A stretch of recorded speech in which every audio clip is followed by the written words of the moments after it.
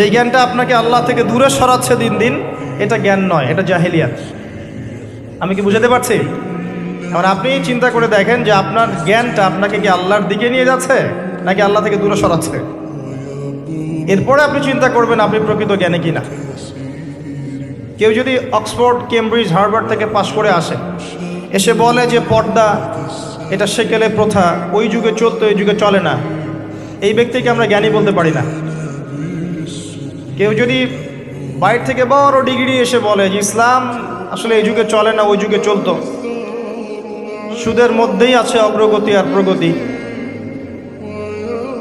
Free mixing ভালো জিনিস, ছেলে মেয়ে একসাথে পথ চলবে, খারাপ কিছু না, মাদকদ্রব্য খাওয়াই যায়, মানুষ মাদকদ্রব্য খেলে ভালো কাজ করার উৎসাহ পাবে, সমকামিতা একটা বাক স্বাধীনতা, ব্যক্তি স্বাধীনতা, এরকম কথাবার্তা যদি কেউ বলে, আল্লাহর হালালগুলোকে হারাম করে দেয়, হারামগুলোকে হালাল করে নেয়, এই ব্যক্তি বা এই সম্প্রদায়কে আমরা জ্ঞানী বলতে পারি না।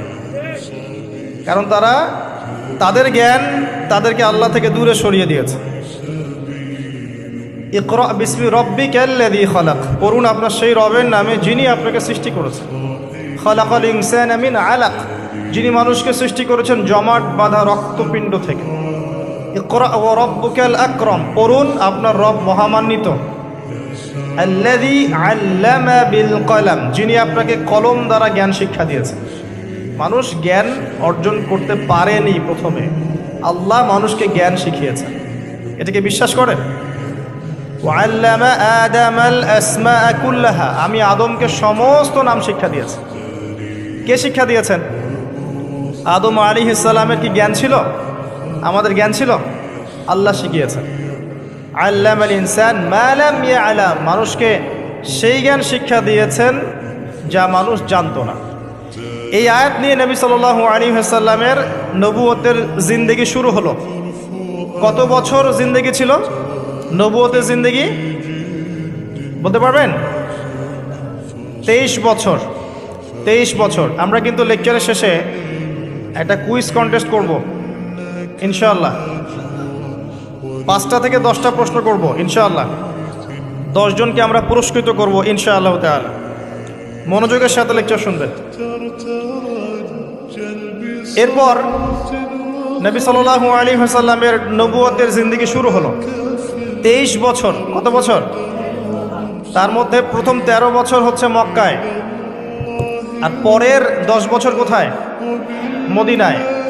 খুব সংক্ষিপ্ত আকারে বলছি, প্রথম 3 বছর নবী সাল্লাল্লাহু আলাইহি ওয়াসাল্লাম গোপনে দাওয়াত দিয়েছেন। কিভাবে? একদম গোপনে গোপনে।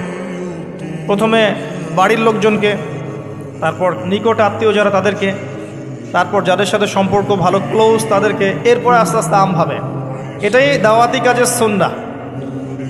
এরপর 4র্থ থেকে 10ম এই সময়টুকুতে তিনি প্রকাশ্যে দাওয়াত শুরু করেছিলেন। তার সম্প্রদায়কে দাওয়াত দিলেন, যারা তার কথা বিশ্বাস করলো না, বেশিরভাগ মানুষই কুফরি করল। বরং তারা ইসলাম যারা কবুল করেছে এদের উপরে নির্যাতন শুরু করলো। নির্যাতনের মাত্রা দিন দিন বাড়তে থাকলো। যখন হামজাহ এবং ওমর রাদিয়াল্লাহু আনহুমা তাদের মতো কিছু সাহাবী ইসলাম কবুল করলেন, ইসলাম তখন শক্তিশালী হওয়া শুরু করল।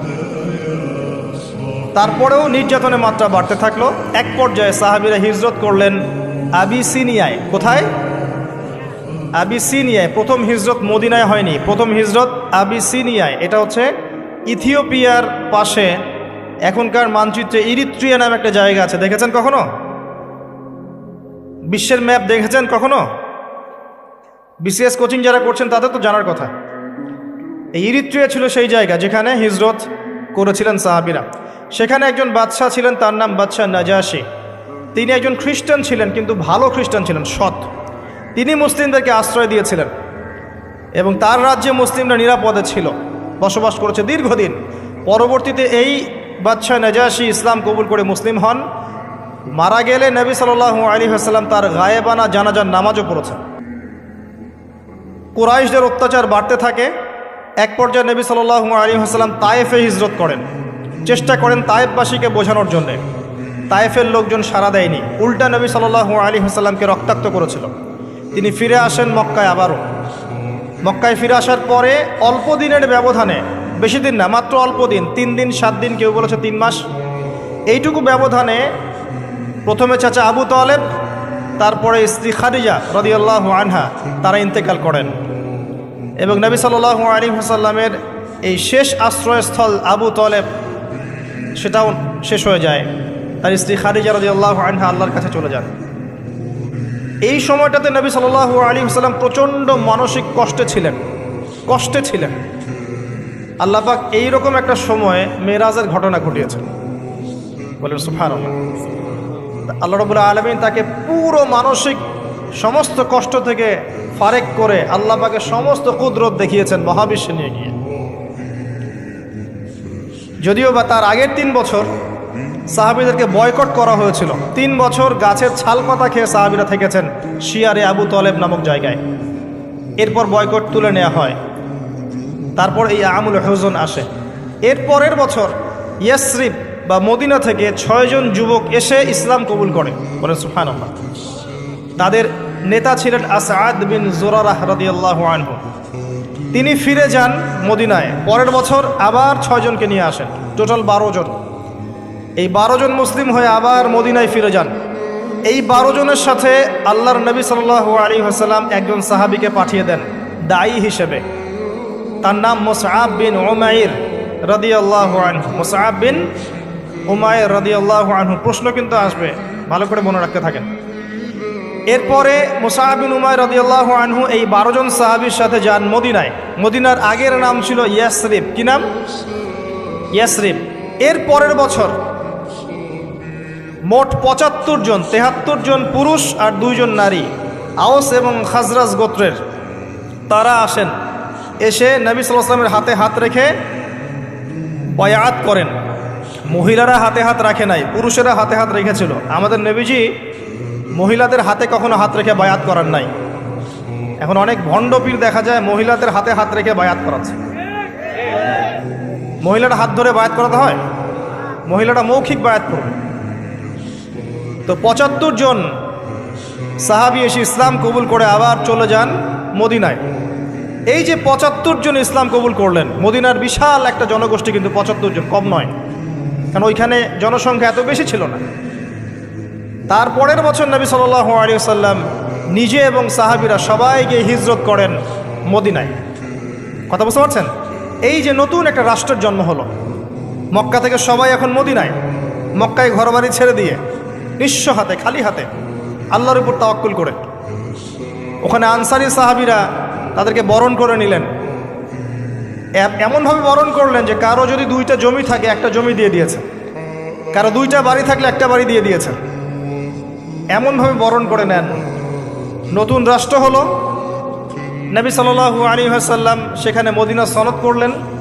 ওখানকার সাথে চুক্তি হলো, ওখানকার জনগণের সাথে চুক্তি হলো, এবং আমরা শান্তিপূর্ণ একটা রাষ্ট্র পেলাম।